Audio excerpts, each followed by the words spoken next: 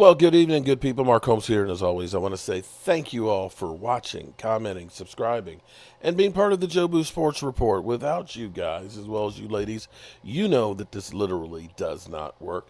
I have been running all over the place, and I actually have not heard our fearless leader, Jerry Jones, talking some smack about the Cowboys on his Friday show. So I have no idea whatsoever the shit that he's talking today, and I actually want to hear what the shit is he's talking today. So I'm going to listen to it for the first time, and I will react to it. So, Jerry, take it away. Dallas Cowboys owner and general manager Jerry Jones. Good morning, sir. Hey, good morning, Kevin, Corey, Mike. Good to be on with you Boy, guys. he sounds happy today. I know we got a lot of Cowboys business to get to, but this is always a cool time of year for folks in the Metroplex, too, because all the Texas High School Football State Championship games are happening at AT&T Stadium. I know you got a lot on your plate. Do you still get a chance to go out to some of those games? And what's the atmosphere like for folks that have never been? Well, yes. The answer is a big yes, and there's nothing like it. High school football, especially here in Texas, was such a phenomenon. And what I would like for everybody to really understand is this is the best of the best. These players in this best area. of the best. There's a wonderful article in this morning's Dallas Morning News about how SMU has really taken advantage of the local, really the quality of football at the high school level. But all schools have been. Oklahoma's been coming into this area, coming out with some of the greatest players for years. And at Arkansas, I remember our greatest days were when we had a majority Texas football players. So the point is that the talent is here. And I not only read that. Did we lose there him? was coach in Highland Park, and their 16 run there for the state championship. You just can't create this stuff. Jerry, we had Steven on a few weeks ago, and he talked about ownership can only do so much for, like, their college. Obviously, I'm sure you'd love that if Arkansas was playing tonight or tomorrow in the playoffs. What are the restrictions on you helping out Arkansas become a elite football program? Well, we really must when it comes to the football part of it. Now, the other sports, there's no issue. But when it comes to the sports part of it, football part of it, we have kind of an arm's length policy there. And let me say this. Let me back it up. If I could, I would make this deal with the NFL. Just let me have my choice of the players in the North South, and you can have the rest of the country.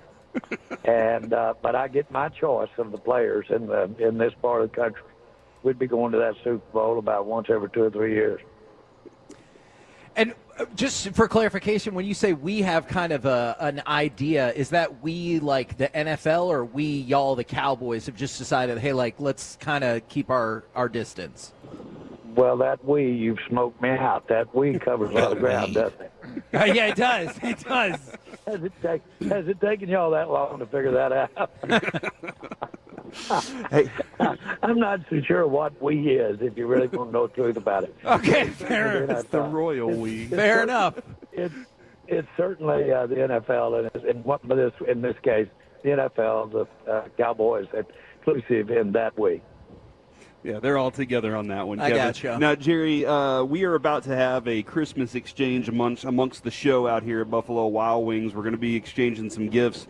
Are you the kind of person like my co-host who says the amount of money you spend on me is how much you care?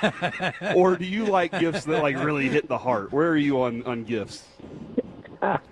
Hey, I'm going to give you that little dollar prize and let you figure it out. There, you see? But it's going to come. It's going to come with a big smile and a lot of BS. a lot of BS. I love it. I love it. Now, The teaser trailer for the Netflix documentary about the Cowboys dropped yesterday. I mean, I know you were heavily involved in it and everything, but how much work did this take? Did you get a chance to see the teaser? Are you excited? Are you dreading seeing this? Where are you at? Yeah, I've got a chance to see the teaser, and it's going to be shown this weekend on the Christmas showing that Netflix showing our NFL games. And but candidly, it was the producer's choice of what to use and how to say it relative to what's in that teaser. But that's quite an extensive work. We've been working on the actual documentary for going on 2 years. And so there's probably a couple more years worth of work to do on it. You know, Jerry, the title of it says The Gambler year. and His Cowboys. And I was kind of curious on the entirety of your career with the Cowboys. How much of a gambler were you before versus how much are you now, and how different your gambling is at this point? Well, taking, gambling, Hail Marys, that might have been an appropriate thing to talk about. But the real world is that you're dealing with a pretty fluid world in football. And no matter how you calculate it, no matter how it adds up, 1 and 1 is not 2, it's 3. And when you get that ambiguity in between that 1 and 1 is 3 rather than 2, there's a lot that happens. And a lot that happens, let's just take injury, let's take availability, let's take, and then the talent level at what you might have expected as opposed to what it is, one way or the other, up or down. Micah Parsons, for instance, up or down. Nobody saw that coming. So having said that, in a positive way I'm talking about, nobody said that, but there's enough ambiguity that if you don't add an element and can't act with some serious ambiguity, tolerance for ambiguity is a phrase I use a lot. If you can't act and be firm and basically make a big decision, ambiguity involved, you're not in the right world. I used to say my prior time in oil and gas prepared me for the NFL because I could be talking on a phone at that time, a normal phone back then, with my left hand, and hearing the news that I just hit a dry hole, enough to absolutely ruin your day or week or month. And at the same time, put that one on hold and talk to someone else about doing a new prospect and getting very financially well off with that prospect. Now, you got to take the news in your left ear that's negative, and without your voice breaking, get over on the right one and talk positive and talk about the future and how well it's going to be. So that prepared me well for the NFL. Now, one of the people you mentioned in that answer was Micah Parsons. I know Steven has said, hey, don't look for a ton on the free agency front, but Micah Parsons stepped out yesterday, I believe, and said, I'm going to try to work with them and help as much as possible on a contract extension so the Cowboys can attack free agency. What do you think about those comments, and is it possible that the Cowboys could find a way to attack free agency? Well, let me just say this. The bounds of Micah Parsons' intellect are limitless. Seriously. I mean, I've had his coaches call him brilliant, and that may manifest itself other than the physical brilliance that's there. So he gets it and really does understand what we're trying to do here and what we're trying to put together. So that's why the other day when someone asked me about was there any discussion about doing something different with Micah, and that's, as I said, that's ridiculous. Of course not. There's never been. He's a unique player. Now, he did say, too, that he hates Philly and you know, those kinds of words there. And he said even if the Cowboys get eliminated, he's got to crush them. For a competitor like Micah, how difficult do you think this kind of a season is for him emotionally? Well, I've never met a competitor that doesn't wear it inside and out. Yeah. The disappointment.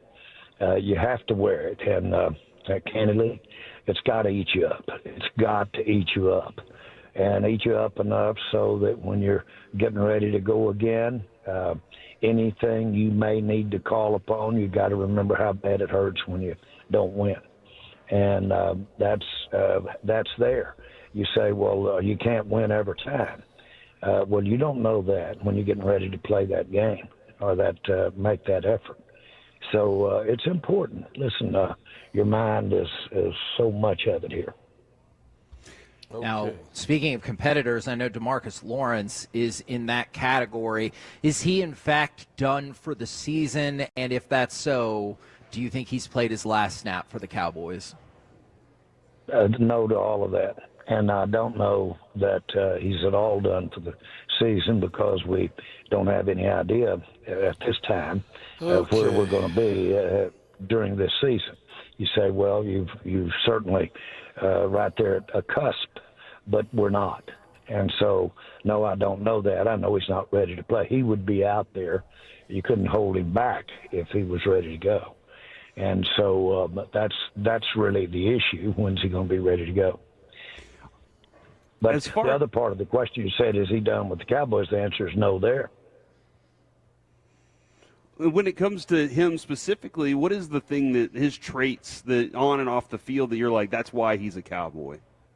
Tenacious, his effort. He doesn't know the whistle has ever blown. He goes right through the whistle with his effort.